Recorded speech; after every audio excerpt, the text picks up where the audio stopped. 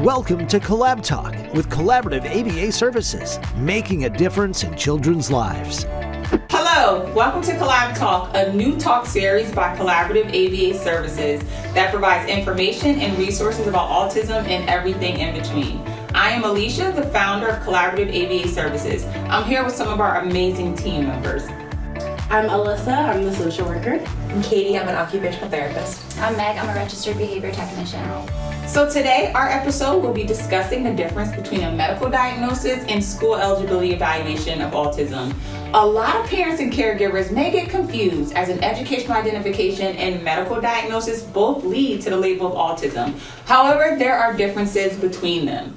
Team, let's dive into the medical diagnosis of autism and kind of talk more about the differences. So what we know is a medical diagnosis of autism is given by a licensed professional with expertise in evaluations. So this may include a psychiatrist, neuropsychologist, developmental pediatrician, or even a licensed clinical social worker. So the evaluation consists of a comprehensive assessment, and we're looking at different areas of the child, such as the cognitive abilities, developmental level, motor development, adaptive skills, social communication skills, and even more. And so the results of this comprehensive evaluation result in a clinical diagnosis of autism, which is indicated by what we call the Diagnostic and Statistical Manual of Mental Disorders, or what we call the DSM-5.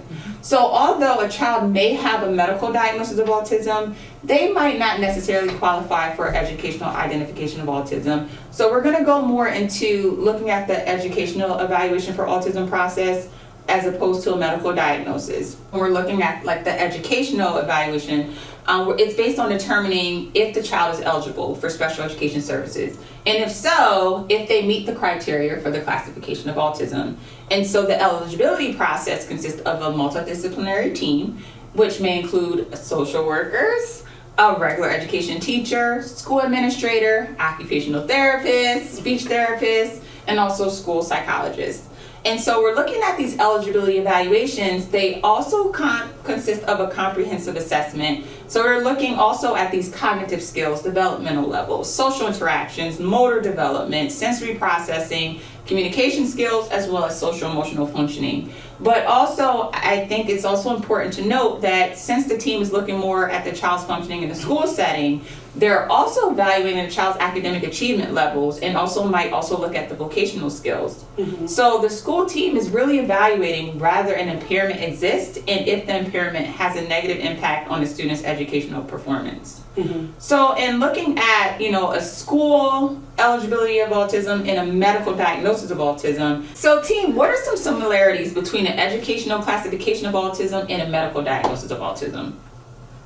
I think some of the similarities are kind of like what it falls under, right? So if you're getting a medical diagnosis for your child, they're going to look at those medical specificities and they're going to see, okay, what do some of these symptoms or challenges fall under? And when they're looking at an educational classification, they're saying, okay, what do these challenges make the most sense? So if there's difficulties with social interactions, it's going to come up in both settings. If there's difficulties with sensory, it's going to come up in both. And it's just going to be, does this make more sense for a diagnosis versus how can we support the child in school? And also, I think the other piece is that it's a comprehensive evaluation, including we're looking at all different areas of the child. So in contrast to educational classification of autism and medical diagnosis, there are some significant differences. And I think that's also important for families to also know the differences between them. And one of the differences is that the school is looking more for eligibility, right? Yep. For the child, looking at their functioning in the school setting. And if they qualify under a category under special education as identified by state and federal laws. Whereas from a clinical diagnosis of autism, we're actually also looking at the child's functioning, but we're going by more of the DSM, which is more of a medical diagnosis. So I think that's one important piece. Are there any other differences that you guys noticed that in between from a school and medical? I think that the environment is a big factor. Like in school, we're kind of assessing where these impacts are gonna impact their academic progression in the school setting, where clinical diagnosis is kind of more all-encompassing. It's looking across all of the environments, all of the functioning, all of the development.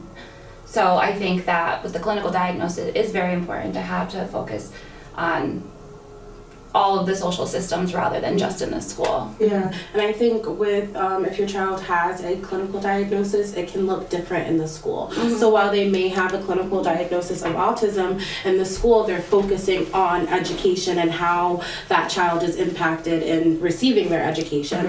So it could fall under a wide gambit of other things other than autism, intellectual disability, physical disability, other things. And I think that's one of the benefits, or kind of like the pros or positives to the educational diagnosis, the educational eligibility, it's not a diagnosis, is that it can help support children regardless of if they have a formal diagnosis or not. Right, So if your kid's having a tricky time in school and they qualify for supports, they don't need to have the diagnosis or a reason. It's really what we're looking at. And I think that's kind of supportive because a lot of kids in OT world, a lot of kids that I've worked with, they may not have a formal diagnosis, but they still show challenges that can get them supports in school. Yeah.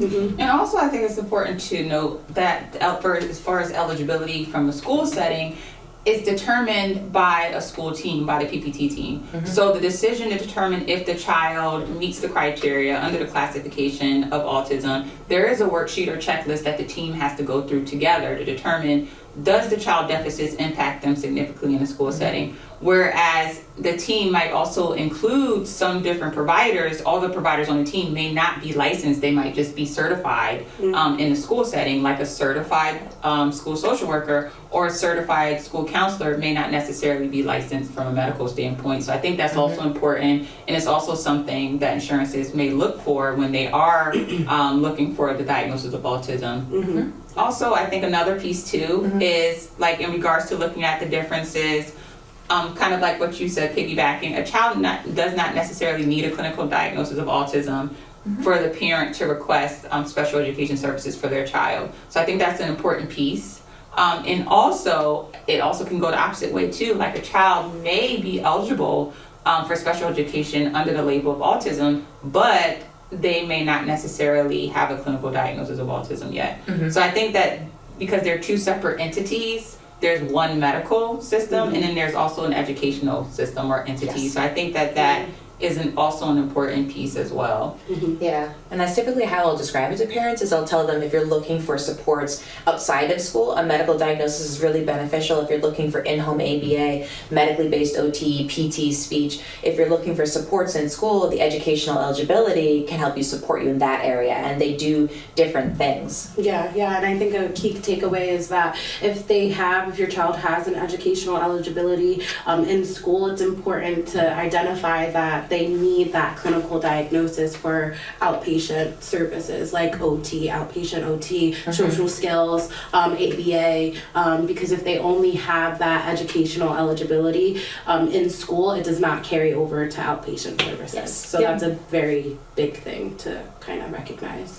So what I think you're saying is like in school they're going to focus on school setting goals and objectives, academics, social skills, things like that, where outpatient services provide services for activities of daily living, things that aren't going to be taught in school across the lifespan, Yeah, it's going to mainly focus on that school setting. Outpatient, like you said, is going to focus on a whole gambit of different things, ADL skills, things that are not going to be provided in the school system. Yeah, a good way to think about it is school-based services help the child be really successful in school. Outpatient services help the child be successful across the board. So they both are really beneficial because there's some things that outpatient services can't support because it's really a school-based thing. It needs to be practiced in school. But there's some things, like you mentioned, Meg, with the ADLs that make more sense naturally to be done in a home environment, in a community setting, that make more sense. Yeah. Thanks, team, for some of your insight. Is there any other helpful information that you feel like families or other providers should know? I think one big takeaway too is that with the clinical diagnosis, it gives you that extra cushion of protection under the federal statutes such as IDEA, ADA, and FAPE, which will also help promote the eligibility in school to help your child progress academically. Thank you. So thanks for tuning in to this episode of CollabTalk. If you found it valuable, don't forget to like and subscribe and hit the bell so you never miss an episode. Got thoughts or questions? Drop them in the comments. We'd love to hear from you. Until next time, let's keep this conversation going. To learn more about Collaborative ABA Services, check us out at collaborativaabaservices.com and our additional social media pages such as Instagram, Facebook, LinkedIn. And don't forget about TikTok. Oh yeah, and TikTok. Thank you. CollabTalk is a copyright of Collaborative ABA Services, making a difference in children's lives.